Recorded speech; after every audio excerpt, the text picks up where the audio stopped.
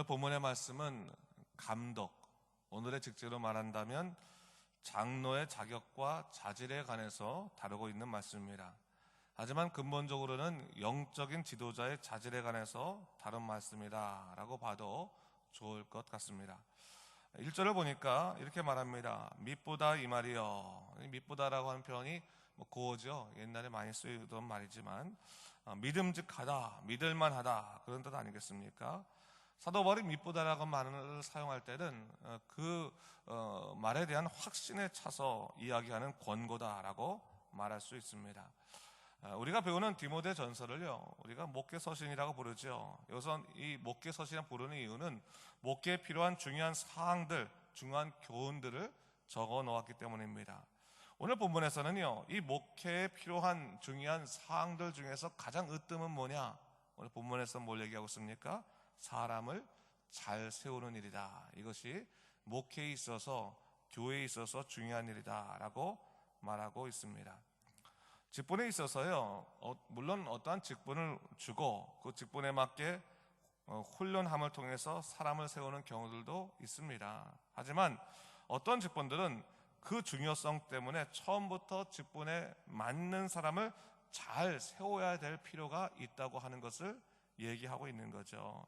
바로 감독의 경우가 그런 겁니다.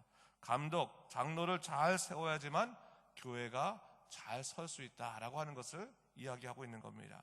이처럼 영적 지도자의 자질에 관해서 중요시 여기는 것을 볼 수가 있는데, 본문 1절에서 뭐라고 말하고 있습니까? mit보다 이 말이여 곧 사람이 감독의 직분을 얻으려 함은 선한 일을 사모하는 것이라 함이로다. 자, 감독이 되고자 하는 것은 선한 일을 사모하는 것이다, 하나님의 귀한 일들을 사모하는 것이다 라고 우선적으로 얘기하고 있습니다.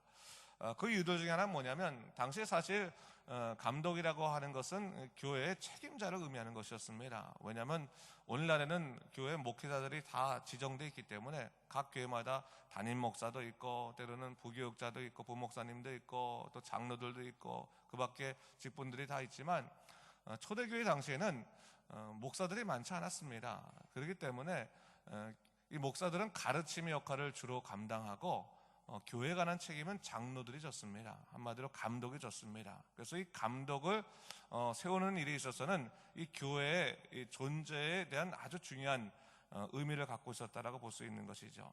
특별히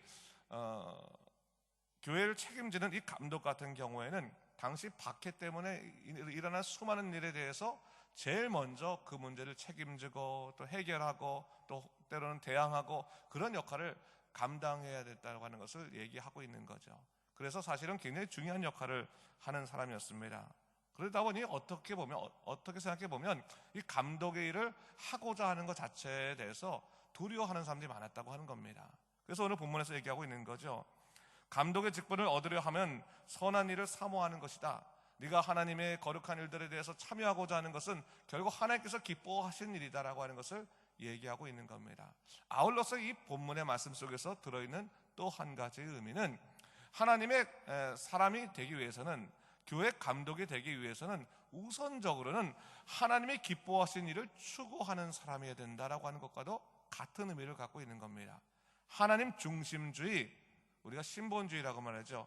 하나님 중심의 생각을 갖고 하나님 중심의 교회를 운영해야 된다라고 하는 것을 얘기하고 있는 겁니다. 사실 오늘날 보면요, 교회가요 굉장히 인본주의화됩니다. 인본주의화된다는 게 결국 뭐겠습니까? 사람 중심이 되는 거고 사람 편의 중심이 되는 것이 인본주의거든요. 교회가 운영됨에 있어서 하나님의 뜻이 무엇인가를 곰곰이 생각해보다는 사람 생각이 무엇인지 고민에 빠질 때가 더 많다고 하는 겁니다. 하나님 중심적으로 움직여야지 교회인 거지, 사람 중심적으로 움직이면 그건 교회가 아니고 단체죠. 그러면 우리가 그것을 구분할 수 있어야 되는 겁니다. 바로 그런 의미에서 우리가 이 시대를 향하신 하나님의 뜻이 무엇이고, 또한 우리 교회를 이 리드컴에 세우신 하나님의 뜻은 무엇인가에 대한 하나님 뜻에 대한 깊은 고민과 또 기도가 있어야 되는 것이지, 우리가 사람을 늘리거나 혹은 교회가 행정적으로 안정되는 것에만 치중하다 보면 결국 우리는 인본주의적인 공동체가 될 수밖에 없음을 우리가 알아야 되는 겁니다. 그래서 항상 무슨 일을 할 때도 기도하고 말씀에서 그 길을 찾고 하나님 중심적으로 일을 해가려고 하는 그런 모습이 있어야 된다고 하는 것을 얘기하는 거죠.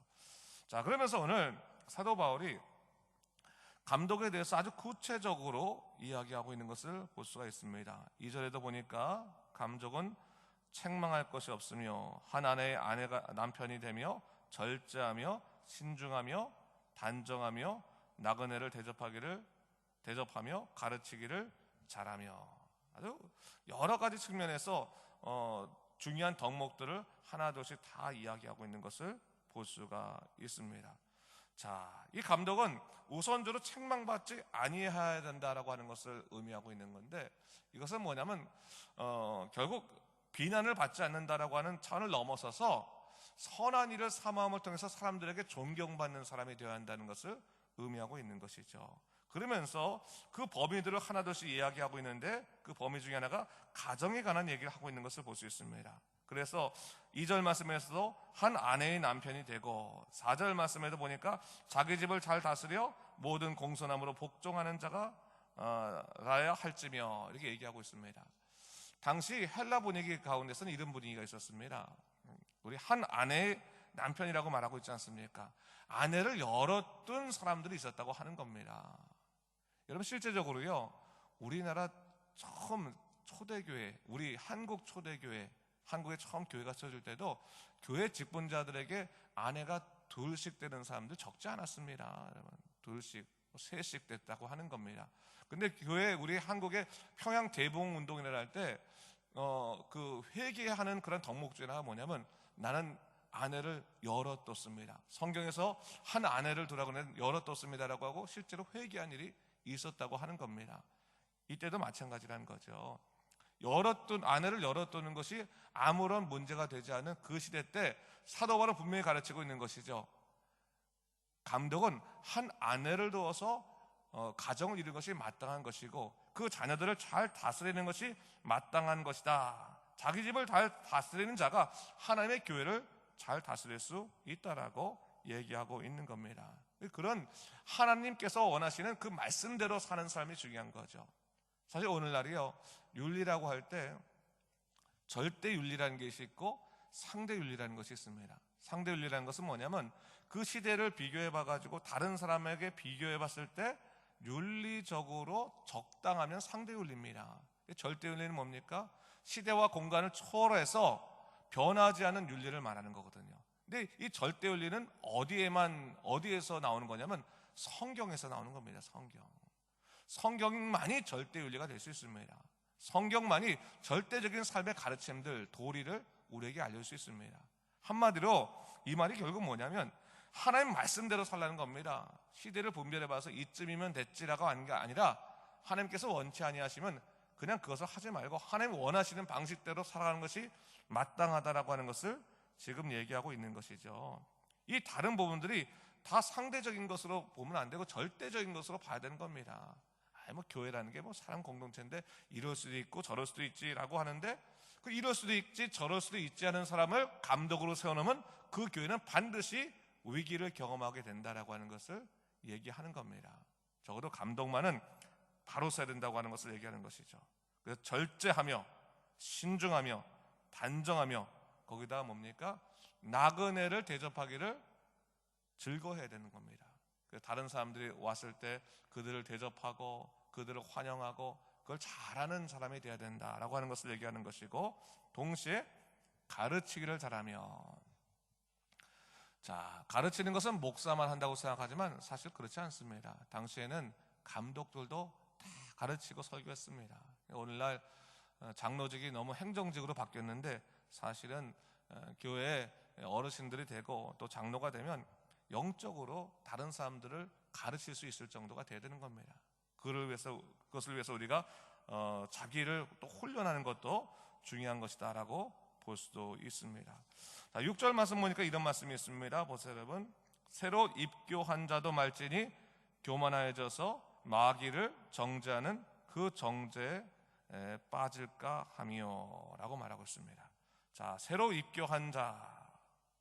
자, 오늘 본문에서 보니까요, 금세 신앙생활한 자를 쉽게 지도자로 세우게 되면 그들이 교만해져서 남들을 판단하고 정죄할 수 있다라고 얘기하고 있습니다. 이것은 뭡니까? 결국 우리가 인기 부합적인 사람으로 사람을 세우는 것이 아니라 결국 그 사람의 내면을 충분히 바라볼 수가 있고 또한 그 사람의 신앙적인 그런 깊이를 알아볼 수 있는 시간을 가진 다음에 사람을 세워야지만 문제가 없다라고 하는 것을 얘기하는 겁니다. 그래서 신앙생활의 깊이, 연륜, 그것도 지도자를 세우는데 중요한 문제임을 얘기하고 있는 것이고요. 7절 말씀 보니까 또 이런 말씀이 있습니다. 또한 외인에게서도 선한 증거를 얻은 자라야 할지니 비방과 마귀의 올무에 빠질까 염려하라. 이 말은 뭐냐면요, 교회 안에서는 엄청 칭찬받습니다.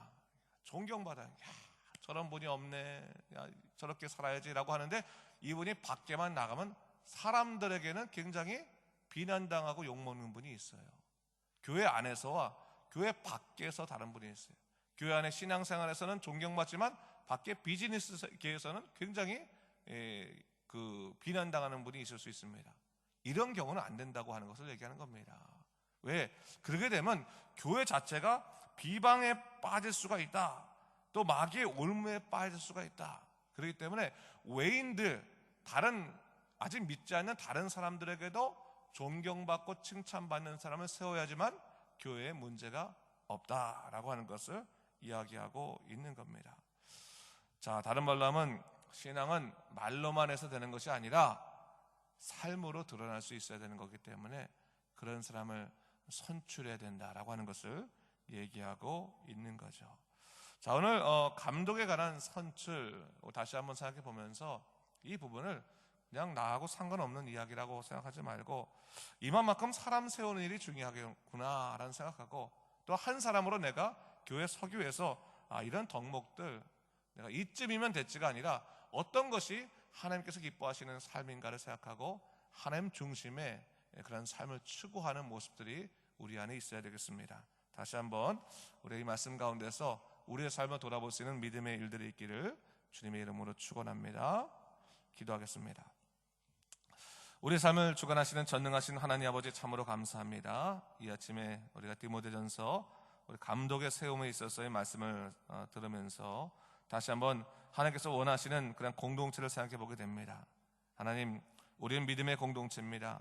말씀의 공동체입니다. 주 하나님, 하나님 중심의 공동체가 되게 하여 주시고 모든 성도들이 하나님을 바라보게 하여 주시옵소서. 사람 바라보는 것이 아니라 하나님 바라보게 하시고 세상의 윤리를 바라보는 것이 아니라 말씀을 바라보며 살아갈 수 있도록 주여 우리를 이끌어 주시옵소서. 그리고 각 가정에 평강을 허락하여 주시고 그 가정 가운데서도 하나님의 놀라신 은혜가 넘칠 수 있도록 인도하여 주시옵소서. 감사드리며 이 모든 말씀 예수님 이름으로 기도드립니다. 아멘.